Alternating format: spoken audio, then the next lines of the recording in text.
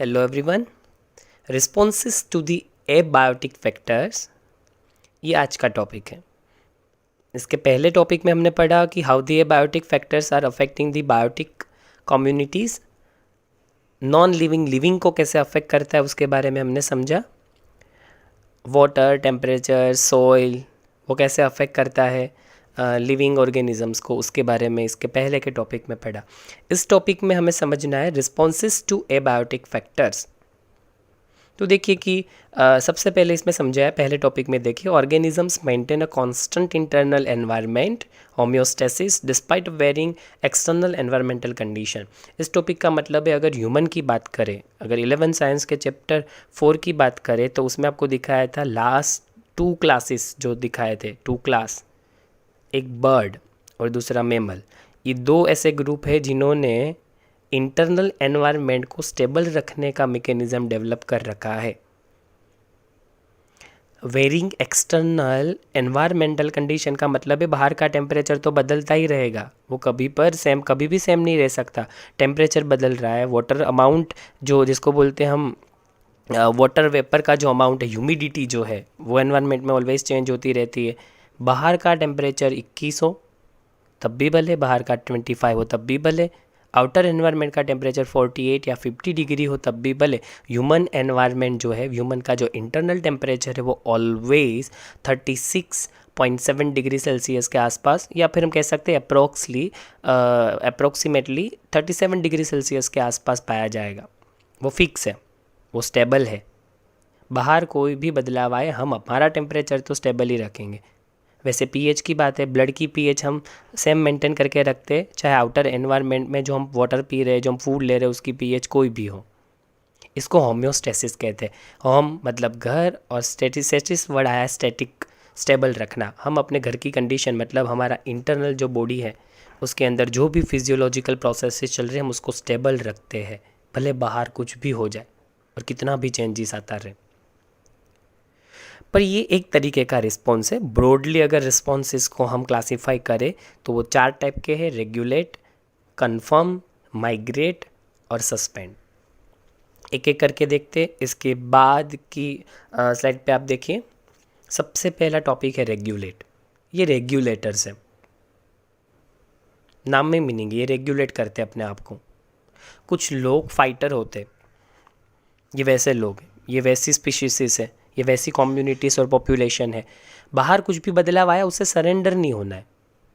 Outer environment 40 degree हो गया तो हम भी 40 डिग्री के हो गए, आउटर एनवायरनमेंट 30 डिग्री सेल्सियस का हो गया तो हमने भी अपना टेम्परेचर 30 डिग्री कर लिया। बाहर कुछ भी बदल रहा है, बदलता जा रहा है, हम भी अपने आप को उसके हिसाब से बदलते जा रहे हैं। ये वैसे नहीं है, ये अपने आप को नहीं बदलते, स्टेबल रखते हैं अंदर से। एडेप्टेशन की बात अलग है। एडेप्टेशन का मतलब है सराउंडिंग एनवायरनमेंट से एडजस्ट हो जाना, एडप्ट हो जाना। पर यहाँ जो बात है वो ये है कि बाहर का एनवायरनमेंट कैसे भी बदलता रहे, हम अपनी जो कंडीशन अंदर की है वो मेंटेन करके रखेंगे। फिजियोलॉजिकल प्रोसेसेस और कुछ बिहेवियर हम शो करते हैं जिससे ये प्रोसेसेस मेंटेन हो। और इसमें थर्मो रेगुलेशन और ऑस्मो रेगुलेशन, ये 2 प्रोसेसेस दिखाई है। हम अपने टेम्परेचर को भी रेगुलेट करते रहते हैं। विंटर में अगर टेम्परेचर कम हो जाता है तो हम अपना इंटरनल टेम्परेचर फिर भी 37 डिग्री तक ही मेंटेन रखते हैं, और अगर टेम्परेचर कम होने लगता है तो हम उसको मेंटेन करने के लिए शिवरिंग प्रोसेस करते हैं।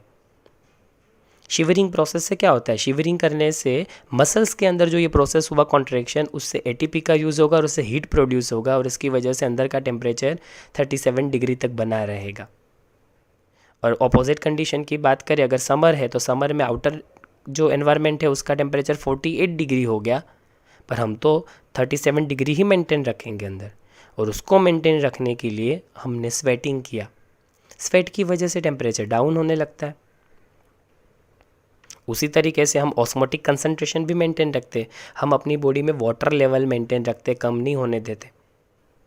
समर के अंदर डिहाइड्रेशन से वाटर लेवल कम होने लगता है तो आपको प्यास लगती है, आप पानी पीते हैं। अगर फिर भी आप पानी नहीं पी पाए तो बॉडी आपके ब्लड प्रेशर को मेंटेन रखने के लिए आर्टरीज को कंस्ट्रिक्ट करती है, और जो पानी यूरिन से वेस्ट होने वाला था उसको यूरिन से वापस एब्जॉर्ब कर लेती है। इसलिए देखिए, आप अगर समर में कम पानी पिएगे तो यूरिन हाईली कंसनट्रेटेड आएगा, एक्सट्रीमली येलो कलर का, जो शो करता है कि आपकी बॉडी ने जो पानी की जो एकदम लोअर कंडीशन क्रिएट हुई थी, जिसमें पानी बॉडी में अवेलेबल नहीं था, उनको चाहिए था फिर भी अवेलेबल नहीं हो पाया, तो उसने यूरिन से खींच लिया, ऑस्मो रेगुलेशन कर लिया।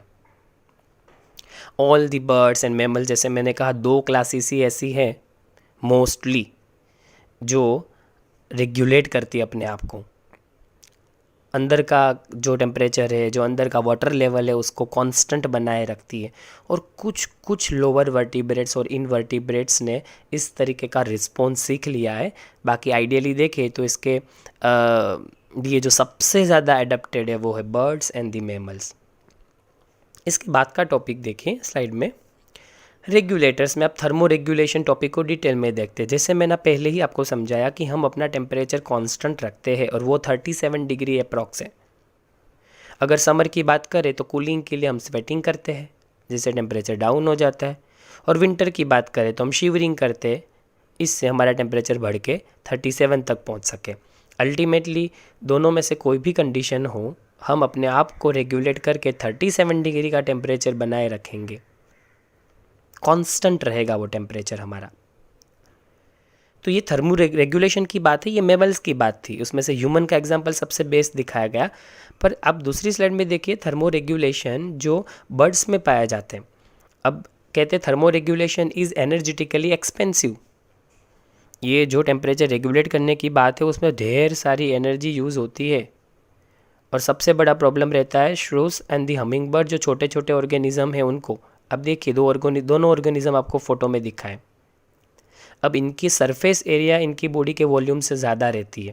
अब जब सरफेस एरिया ज़्यादा होता है तो बॉडी ज़्यादा हीट लूज़ कर सकती है, जब एनवायरनमेंट एक्सट्रीमली कोल्ड हो तब ऐसी कंडीशन में इनको अंदर की हीट को मेंटेन रखने के लिए बहुत ही ज़्यादा एनर्जी यूज़ करनी पड़ेगी। यही रीज़न है, इनको पता है कि एक्सट्रीम कोल्ड में इनका सरफेस एरिया ज़्यादा होने की वजह से इनकी बॉडी बहुत ज़्यादा हीट जो है वो लूज़ करने लगती है। और छोटे ऑर्गेनिज़म के पास एनर्जेटिकली इतना एक्सपेंस करने के लिए एनर्जी नहीं होती। इस रीज़न से ये ऑर्गेनिज़म रेयरली पोलर रीजन्स पे पाए जाते हैं, क्योंकि वहाँ ये सबसे ज़्यादा परेशानी उनको होगी। एक तो वहाँ का टेम्परेचर एक्सट्रीमली कोल्ड और इनका बॉडी सरफेस बहुत ज़्यादा, तो ज़्यादा हीट लूज़ हो सकती है, तो ये सर्वाइव नहीं कर सकते। जनरली इनके लिए बहुत डिफ़िकल्ट हो जाएगा। इसीलिए नेचर ने ये ऑर्गेनिजम्स को पोलर रीजन्स पे रखा ही नहीं, ये वहाँ पर पाए ही नहीं जाते। इसके बाद के टॉपिक में आप देखें, ये रेगुलेटर्स की बात थी जिसमें हमने ये समझा कि हम लोग अपना टेम्परेचर मेंटेन रखते हैं और हम लोग अपना बॉडी के अंदर जो वाटर लेवल है वो भी मेंटेन रखते हैं। तो ये बात थी रेगुलेटर्स की, जो कैसे भी करके फ़ाइट करते रहते हैं। और वो फाइटिंग करने के लिए उन्होंने एनवायरनमेंट के सामने अपने आप को टिकाए रखने के लिए अंदर से ही मैकेनिज़्म ऐसा डेवलप कर लिया है जिससे एनवायरनमेंट से उनको कोई हार्मफुल इफ़ेक्ट ना हो। पर दूसरे होते सरेंडर करने वाले, ये है कन्फर्मर्स। कन्फर्म, अब सेकंड जो टॉपिक है वो देखिए बिहेवियर में कन्फर्म। तो पहले हमने देखा 2 तरीके के इंसान, एक तो होते यहाँ पर, एक तो जो कन्फर्म कर लेते सिचुएशन को और एक जो है उससे फाइट करते। इसमें से फिलोसॉफिकली देखें तो लाइफ में भी ये चीज़ समझने जैसी है। जब भी कोई कंडीशन आती है, जब भी कोई हार्श कंडीशन प्रोड्यूस होती है, जब भी कोई नेगेटिव कंडीशन आती है, नेगेटिव सिनारियो क्रिएट होता है, तो या तो 2 ऑप्शंस आपके पास होते हैं, एक आप फाइट करिए और दूसरा आप सरेंडर कर दें। और ये बायोलॉजिकल व्यू से हमें ये सीखने को मिला, जो हायर ग्रेड के ऑर्गेनिज्म है, जो सबसे ज़्यादा डोमिनेटिंग है, जो सबसे ज़्यादा डेवलप्ड है, वो ऑलवेज फाइट करते हैं। बर्ड्स और मैमल्स देखिए, एनिमल किंगडम में सबसे ज़्यादा डेवलप्ड जो ऑर्गेनिज्म माने जाते हैं वो मैमल्स माने जाते हैं, और उसके बाद बर्ड्स। ये दोनों कैटेगरी इवोल्यूशन कैटेगरी में लास्ट 2 कैटेगरी है। इसका मतलब ये सबसे ज़्यादा इवोल्यूटेड कैटेगरीज है। इन्होंने क्या किया, फाइट किया कंडीशन के सामने, क्योंकि ये सालों से फाइट करते आ रहे, हज़ारों सालों से इन्होंने फाइटिंग शुरू रखी थी, तब जाके इनके एंसेस्टर मैमल्स और बर्ड्स में कन्वर्ट हो पाए। अगर वो फाइटिंग छोड़ देते तो शायद वो एक्सटिंक्ट हो जाते। तो कन्फर्मर्स जो है, लोअर ग्रेड के ऑर्गेनिजम्स को फाइटिंग पॉसिबल नहीं है। लड़ने के लिए भी एक ताकत चाहिए, लड़ने के लिए भी एक जुस्सा चाहिए, लड़ने के लिए भी एक हिम्मत चाहिए, वो होनी ज़रूरी है। और किसके सामने लड़ रहे वो भी बहुत इंपॉर्टेंट है। ये वैसी बात एक छोटी सी मछली मगरमच्छ के सामने, क्रोकोडाइल के सामने नहीं लड़ सकती। दोनों के बॉडी साइज में बहुत बड़ा फ़र्क है। तो जब फाइटिंग पॉसिबल नहीं होती, ऐसी कंडीशन में खुद को सरेंडर कर देना वो ज़्यादा बेटर रहता है उस कंडीशन के लिए। आप परमानेंटली सरेंडर नहीं कर रहे, एक समय आएगा जब आप भी फाइट करेंगे, पर जब तक आप फाइट नहीं कर सकते तब तक आप सरेंडर कर देते उस सिचुएशन के सामने, वो कन्फर्मर्स है। और डेफिनेटली आप सरेंडर करते तो थोड़ा बहुत तो डैमेज आपके लिए है ही। फाइटर होता है वो ऑलवेज विनर होता है, सरेंडर करने वालों को थोड़ा बहुत डैमेज रहता है। तो कन्फर्मर्स में ऐसा नेगेटिव प्रोस्पेक्ट थोड़ा सा है, पर एक पॉजिटिव प्रोस्पेक्ट ये है कि लाइफ बचने के चांसेस बढ़ जाते हैं। कैसे ज़रा देखते हैं। 99% एनिमल ऐसे ही है जो इंटरनल एनवायरनमेंट को कांस्टेंट मेंटेन नहीं रखते, जो अपने आप को सराउंडिंग एनवायरनमेंट के हवाले कर देते, सरेंडर कर देते। ये अमाउंट से भी देखने जैसा है। इस दुनिया में लड़ने वाले लोग बहुत कम है और वही सक्सेसफुल हो पाए। 1 to 2% जो पीपल है जो इन्फ्लुएंस प्रोड्यूस करते हैं पूरी दुनिया में, वो बस इतने ही हैं। सक्सेसफुल लोगों का रेशियो बहुत कम रहता है क्योंकि वो फाइटिंग करते रहते, वो सरेंडर नहीं करते। सिचुएशन ऑलवेज उनसे सरेंडर करवाना चाहती है पर वो सरेंडर नहीं करते, वो रेगुलेट करते।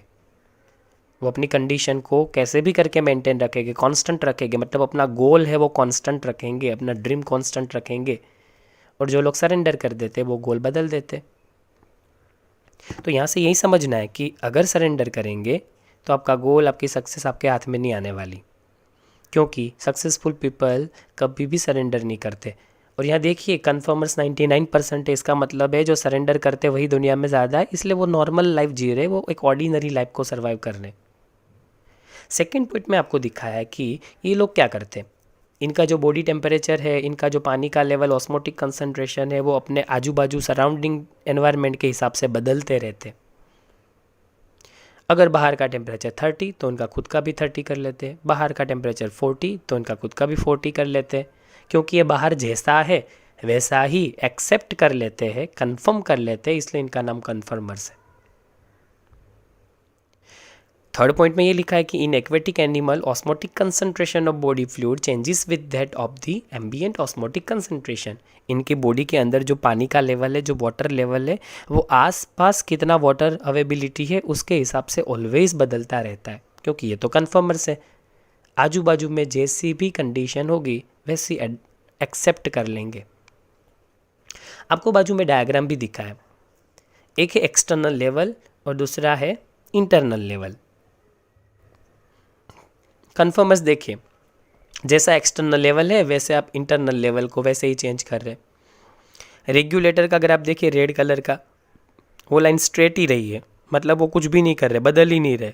एक्सटर्नल लेवल कितना भी बदलता गया लेकिन इंटरनल लेवल स्ट्रेट लाइन में जा रहा है, मतलब चेंज कुछ भी नहीं हो रहा। और आप तीसरा देखिए पार्शियल रेगुलेटर्स। कुछ समय तक कुछ लोग कैसे होते हैं कि जब भी कंडीशन एकदम हार्मफुल होती है, जैसे लग रहा है कुछ गलत हो रहा है, रेगुलेटर वैसे लोग हैं, उनको पता चलता है गलत हो रहा है तो वो सीधा अपोज करते हैं उसका, वेट नहीं करते कि देखते कि कितने टाइम तक गलत हो रहा है फिर अपोज करेंगे। ये सीधा अपोज कर देते कि नहीं, हमारे वैल्यूज़ जो हमने फिक्स कर रखे हैं वो तो नहीं चेंज होंगे, वो कांस्टेंट है, हम वैसा ही बिहेव करेंगे जैसे पहले से करते आ रहे। ये बहुत क्लियर होते हैं।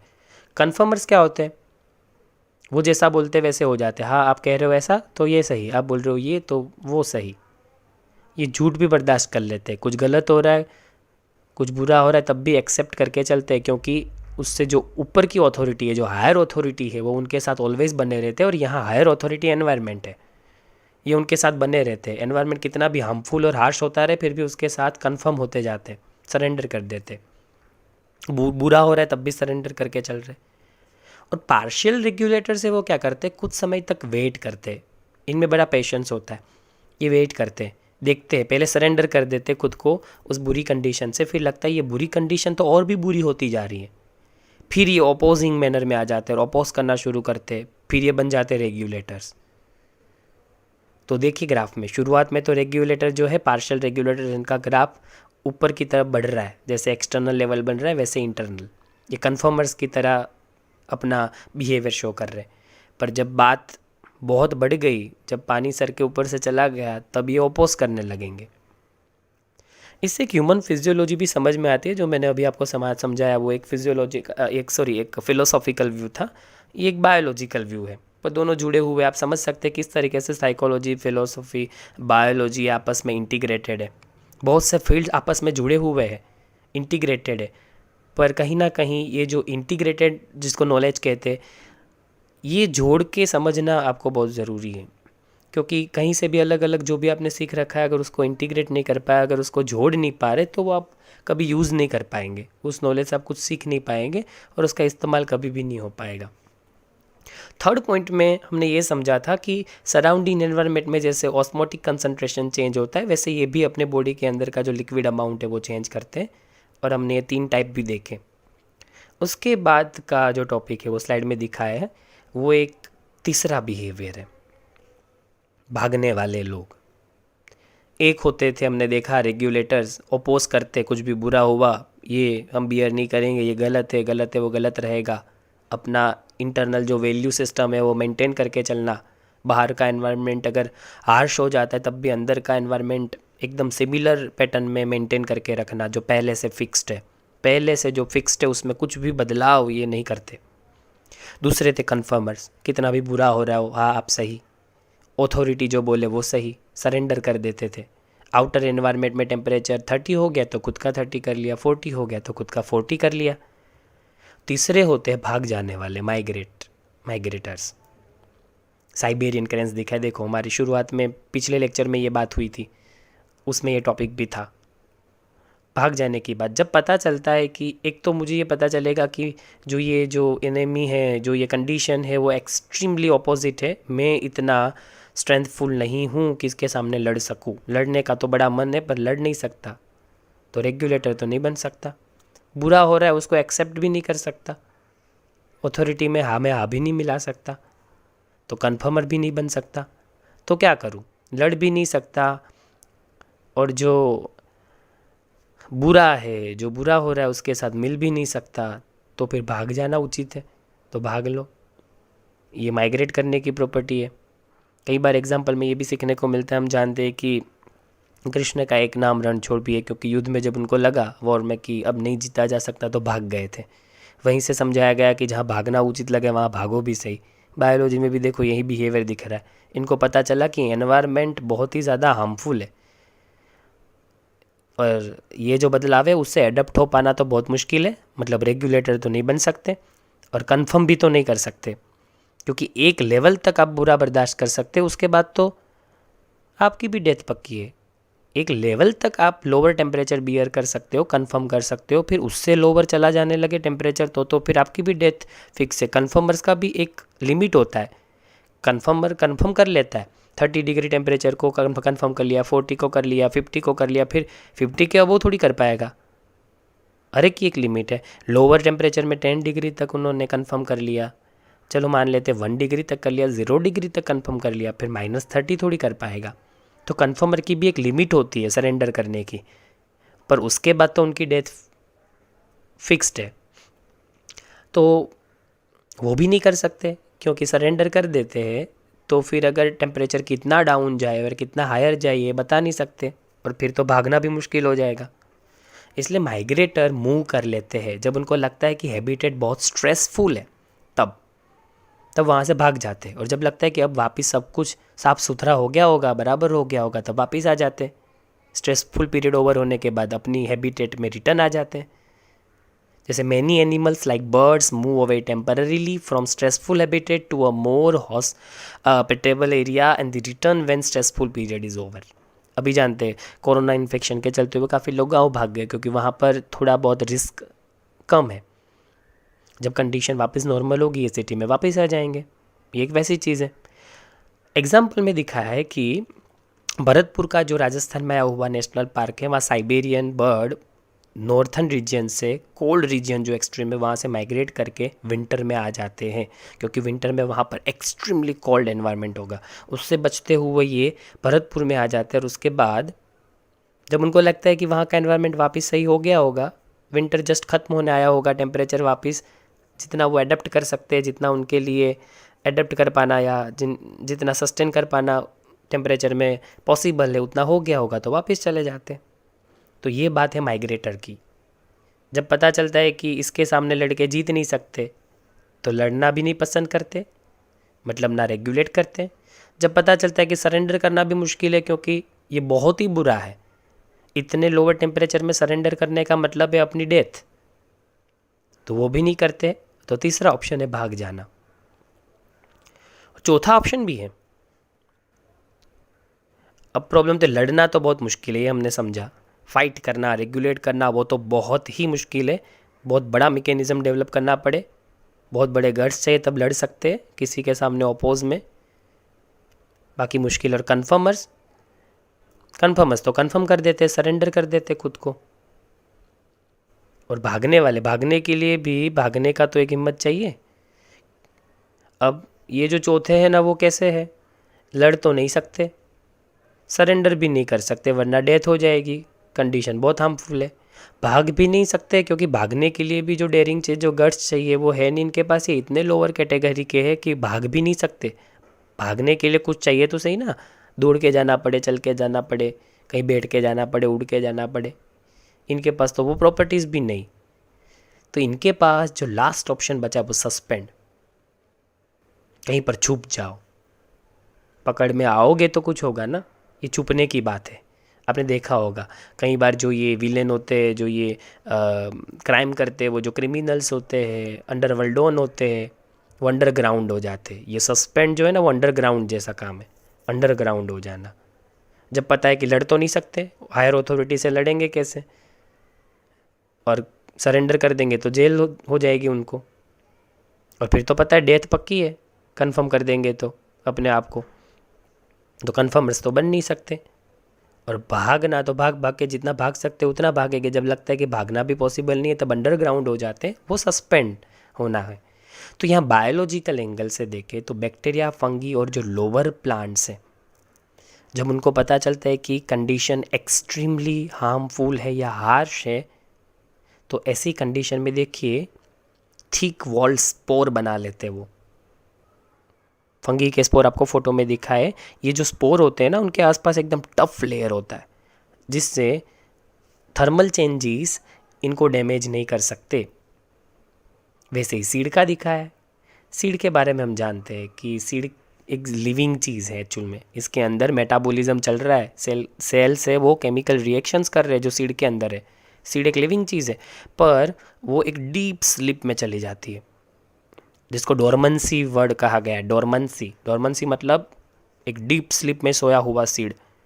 और सीड को सो जाना पड़े, उसका रीज़न है क्योंकि अगर वो जाग जाए तो वो जर्मिनेट होगा, और उसको जर्मिनेट तभी होना है जब उसको सोइल मिले, फेवरेबल मॉइस्चर मिले और टेम्परेचर मिले। तो तब तक कोई सीड नहीं जागता जब तक उसको ये फेवरेबल कंडीशन नहीं मिलती। जब आप सीड को ज़मीन में डालते, उसको पानी देते, तो वो जर्मिनेट होकर उससे प्लांट बन जाता है। पर तब तक आप सीड को स्टोर कर सकते हैं क्योंकि सीड ने अपने आप को सस्पेंड कर लिया है, वरना स्टोरिंग पॉसिबल ना हो। वैसे ही बैक्टीरिया, फंगी और लोअर प्लांट्स के जो स्पोर होते हैं, अब ये जो लोअर कैटेगरी के प्लांट्स हैं, एक्चुअल में बैक्टीरिया और फंगी को प्लांट्स कैटेगरी में नहीं डाला गया, पर पुराना क्लासिफिकेशन था उसमें बैक्टीरिया और फंगी प्लांट में क्लासीफाइड थे, जब दो ही किंगडम थे, प्लांट एंड एनिमल। ये तब की बात कर रहे हैं। पर हालांकि हम ये समझ लेते हैं कि जो प्लांट सीड नहीं बना सकते वो स्पोर बनाते हैं। स्पोर इतना छोटा होता है, माइक्रोस्कोपिक, जिसको देखना इम्पॉसिबल है। ये सेल्यूलर कंटेंट होता है और स्पोर के आसपास इतना टफ लेयर बन जाता है, इतना हार्ड लेयर बन जाता है कि उसको ये हार्श कंडीशन डैमेज नहीं कर सकती। तो दोनों ही कंडीशन में स्पोर और सीड अपने आप को एक डीप स्लिप में ले जाते हैं, और फिर जब कंडीशन फेवरेबल होती है तब वो जर्मिनेट हो जाते हैं। तो नई फंगी, नए बैक्टीरिया ग्रो होते हैं, या फिर सीड से नया प्लांट ग्रो होता है। ये बात है फंगस, बैक्टीरिया और प्लांट की। अब एनिमल की बात करते हैं, नेक्स्ट टॉपिक, नेक्स्ट स्लाइड में। एनिमल में ये भी हमने 11 साइंस में पढ़ रखा है, चैप्टर 4 में, हाइबरनेशन। देखो आपको हाइबरनेशन दिखा है, पोलर बियर हाइबरनेट कैसे करे, खड्डा ढूंढ लिया है और उसके अंदर सो गए। ये एक्सट्रीम डीप स्लीप में चले जाते हैं, एक्सट्रीमली डीप स्लीप, समाधि कहते हैं हम लोग। स्पिरिचुअल साइंस के बारे में, रिलीजियस के बारे में थोड़ा बहुत जानने वाले लोग समझते हो कि हिंदुज़म कहते हैं कि ध्यान से समाधि में जा सकते हो, और समाधि में गया हुआ इंसान 100 साल, 50 साल समाधि में रहता है, ऐसा कुछ लोग कहते हैं। हिमालयन रीजन्स पे कुछ ऐसे साधना करने वाले योगी हैं जो ऐसा कहा जाता है 50-100 सालों से साधना कर रहे हो जो समाधि में है।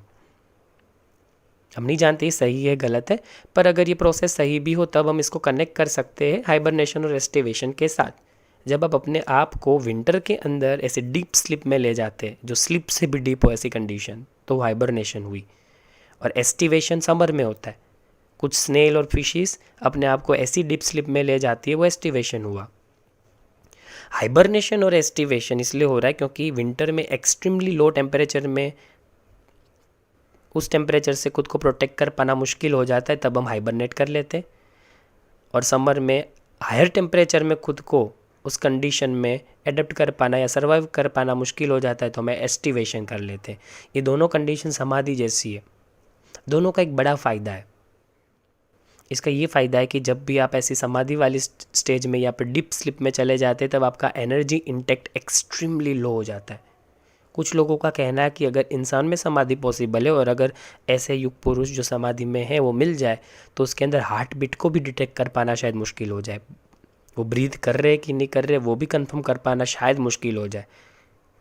लेकिन चल सब कुछ रहा है, अंदर प्रोसेस चालू है, पर वो इतनी लोअर लेवल पे चल रही है कि डिटेक्शन भी इम्पॉसिबल हो जाए, ऐसा माना जाता है। ये एक प्रेडिक्शन है। पर हाइबरनेशन और एस्टिवेशन जो करते हैं, जैसे हमें हाइबरनेशन ऑफ बियर्स दिखाया है, मड फिशिश का हमें ड्रेन में दिखाया हुआ है, हमने एस्टिवेशन ऑफ स्नेल दिखाया हुआ है फ़ोटो में, इनमें कंफर्म है कि ये इनका एनर्जी लेवल बहुत कम हो जाता है, ये लोअर स्पीड से ब्रीथ करने लगते हैं, इनके बॉडी की मेटाबॉलिज्म जो प्रोसेस है वो एक्सट्रीमली स्लो हो जाती है। इसलिए कुछ लोगों का कहना है कि अगर समाधि सही में पॉसिबल है तो इन सब के लो होने की वजह से एजिंग प्रोसेस रुक जाती है, आपकी एज बढ़ना कम हो जाती है, इससे एक लंबी लाइफ आपको मिल सकती है। इसलिए लोग बहुत ज़्यादा इंटरेस्ट रखते हैं ये चीज़ों को जानने में हिंदुइज्म में। और थर्ड कंडीशन डायापोज है। देखो, पोज का मतलब होता है रोक देना, रुक जाना। ये जू प्लैंकटन की बात है जो लेक और पॉन्ड्स में पाए जाते हैं। प्लैंकटन का मतलब वाटर के फ्लो के साथ तैरने वाले ऑर्गेनिजम्स। जू का मतलब है एनिमल, जो ऑर्गेनिज्म एनिमल कैटेगरी में आते हैं वो। तो तीनों कंडीशन में स्लीप से भी डिपर कंडीशन पे ले जाने की बात है, जिससे हम उस कंडीशन से बच सके। अंडरग्राउंड होने की बात है टेम्पररीली, जब तक कंडीशन हार्मफुल है या हार्श है। तो हमने यहाँ पर जो भी बिहेवियर देखे, वो बिहेवियर हमने एबायोटिक फैक्टर के टूवर्ड्स देखे। हम जानते हैं कि सॉइल, लाइट, वाटर, टेम्परेचर, ये जो एबायोटिक फैक्टर है, नॉन लिविंग फैक्टर्स है, वो हमें ऑलवेज अफेक्ट करते हैं, क्योंकि ये नॉन लिविंग फैक्टर्स लिविंग की लाइफ के साथ जुड़े हुए हैं और ये बदलते रहते हैं, क्योंकि हमने कहा only change is the permanent, nothing else.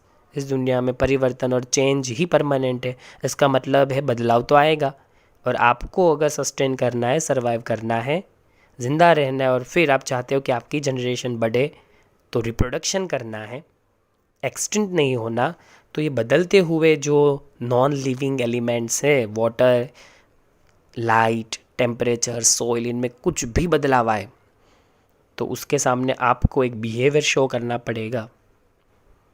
और जो हमने यहाँ पर समझे, responses to abiotic factor, regulators को हमने क्या कहा, जो कांस्टेंट रखता है, बाहर कुछ भी बुरा हो जाए, कुछ भी ख़राब हो जाए, वो अंदर का एनवायरनमेंट अपना मेंटेन करके रखेगा, वो लड़ता रहेगा बाहर के एनवायरनमेंट से। यहाँ एक फ़ाइट करने की बात है। जो फाइट नहीं कर सकता वो सरेंडर हो जाता है, वो कन्फर्मर की बात है। और सरेंडर भी एक लेवल तक हो सकते हैं, क्योंकि बहुत ही हार्श कंडीशन में सरेंडर होना मतलब खुद की मौत के लिए खुद का खड्डा खोदना। तो ऐसी कंडीशन में माइग्रेट करके भाग जाओ, वो माइग्रेटर है। जब भागना भी इम्पॉसिबल लगे कि भाग भी नहीं सकते, वो भी स्कोप नहीं बचा, तो छुप जाओ, अंडरग्राउंड हो जाओ, वो सस्पेंड करने की बात है। तो ये चारों टेक्निक हमने पढ़ी। और इसके बाद का जो टॉपिक है वो एडप्टेशन है, कि ये सारी हार्मफुल कंडीशन के सामने अपने आप को परमानेंटली तो अडप्ट करना पड़ेगा। कब तक भागते रहेंगे, कब तक लड़ते रहेंगे, कब तक सरेंडर कर देंगे, कब तक छुपे रहेंगे? कुछ ऐसा करते जिससे ये सब करना बंद करना पड़े और हम परमानेंटली वहाँ पर उस हार्मफुल कंडीशन से अडप्ट हो जाए, वो एडप्टेशन की बात है।